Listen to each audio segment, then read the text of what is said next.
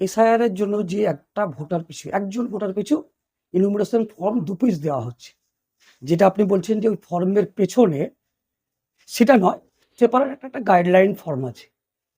সেই গাইডলাইন ফর্মে কি কি ডকুমেন্টস আমরা পরবর্তীকালে আমার নাগরিকত্ব প্রমাণের জন্য বা সঠিক বৈধ ভোটার প্রমাণের জন্য ডকুমেন্টস কি হবে, বা কারাই বা এসআইআর তালিকার অন্তর্ভুক্ত হচ্ছে, কারা হচ্ছে না। যেমন দু একটা বিষয় আপনাকে আমি উল্লেখ করে দিই। ভারতবর্ষের 1/7/1987 সালের আগে যারা জন্মগ্রহণ করে, ভারতে 1/7/1987 এবং 2/12/2004 মধ্যে জন্মগ্রহণকারী, ঠিক আছে। ভারতে 2/12/2004 পর জন্মগ্রহণকারী, ভারতের বাইরে জন্মগ্রহণকারী যারা নিবন্ধীকরণ বা স্বাভাবিকরণের মাধ্যমে ভারতীয় নাগরিকের অর্জন করেছে, যে নথিগুলো জমা দিতে হবে তার একটি তালিকা।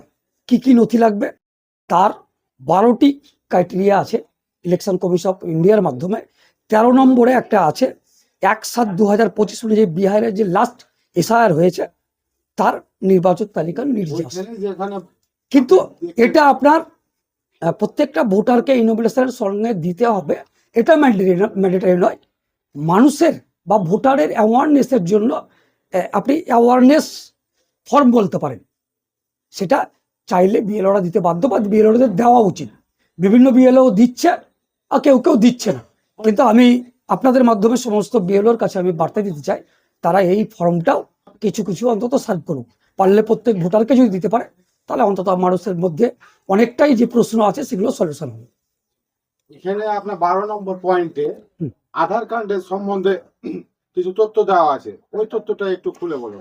12 নম্বরে দেওয়া আছে আধারের জন্য কমিশনের 9/9/2025 তারিখের নির্দেশ নম্বর 23/2025 ERS ভলিউম 2 প্রযোজ্য হবে।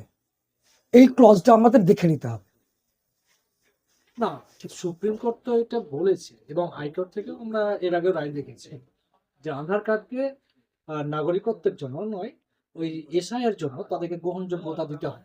যেহেতু আধার কার্ডে আমরা ইলেকশনের যে কমিশনার রয়েছে তিনি এটাকে হালকা ভাবে প্রেজেন্টেশন করেছে, এই বিষয়টি কি?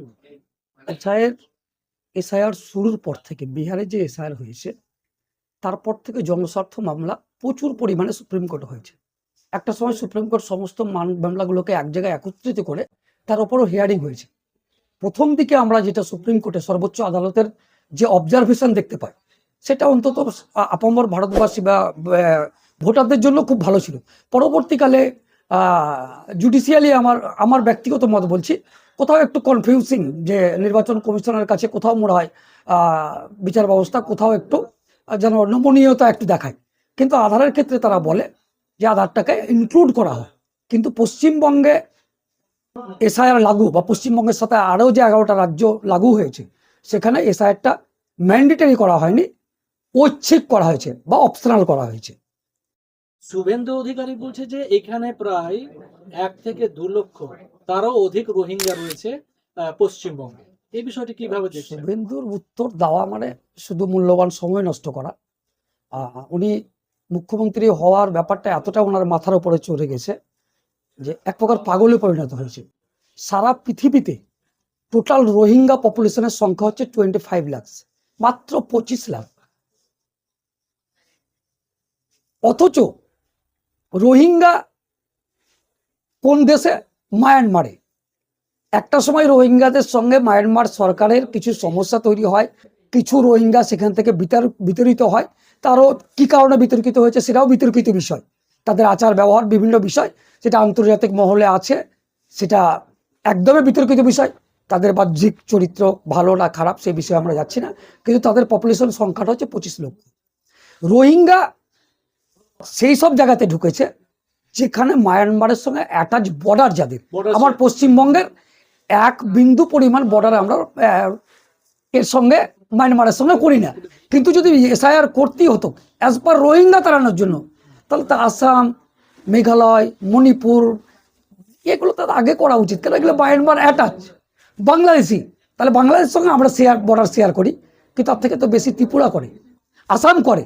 এই রাজ্যগুলো তো আগে এসআইআর হওয়া উচিত। কিন্তু আপনি উল্লেখযোগ্যভাবে দেখেন ওইসব রাজ্যতে এসআইআর হচ্ছে না।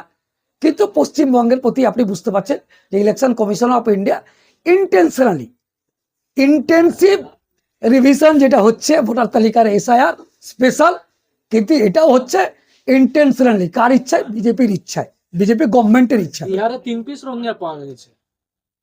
আর তাহলে শুভেন্দু বাবুর কথার সারবত্তা আপনার কাছে ক্লিয়ার, যে কতটা ঢপ বাজলো, তিনি ঢপ বাজিয়ে দিচ্ছেন এসআইআর নিয়ে। এসআইআর নিয়ে কত সংখ্যক মানুষ যাবে, অন্তত মিডিয়া পার্সন যারা আছে তারা জানেন কারা যাবে কারা যাবে না। এই বিষয়টা আমি আর আপনাদের সামনে বলছি। গদি মিডিয়া বিশেষ করে ক্যামেরা ধরে বারবার কিন্তু প্রত্যেকটা ডোর ডোর কলকাতা বিভিন্ন অঞ্চলে গেছে, সেখানে নাকি রোহিঙ্গারা বসবাস করে। এই বিষয়টাকে কিভাবে দেখছেন? প্রপোগান্ডা মোদি মিডিয়া, আমি নাম করে বলছি আর বাংলা, তাকে আজকে এমন খেদানো খেদিয়েছে, 1200 পাওয়ারের ক্যালপক প্রয়োগ করেছে এই রোহিঙ্গা খুঁজতে গিয়ে ভাঙড়ে। শেষ পর্যন্ত পশ্চিমবঙ্গ সরকারের মানবিক মুখ্যমন্ত্রী ফোর্স পাঠিয়ে তারাকে রেস্কিউ করে। আর যদি আমার গ্রামে এসে গদি মিডিয়ার কেউ রোহিঙ্গা খুঁজতে যায়, সে কি অবস্থায় ফেরত যাবে সেটা পাবলিকই বলতে পারবে, আর যে যাবে সে বুঝতে পারবে।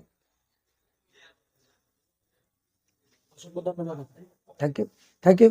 আপনার নাম? শফিকুল আলম।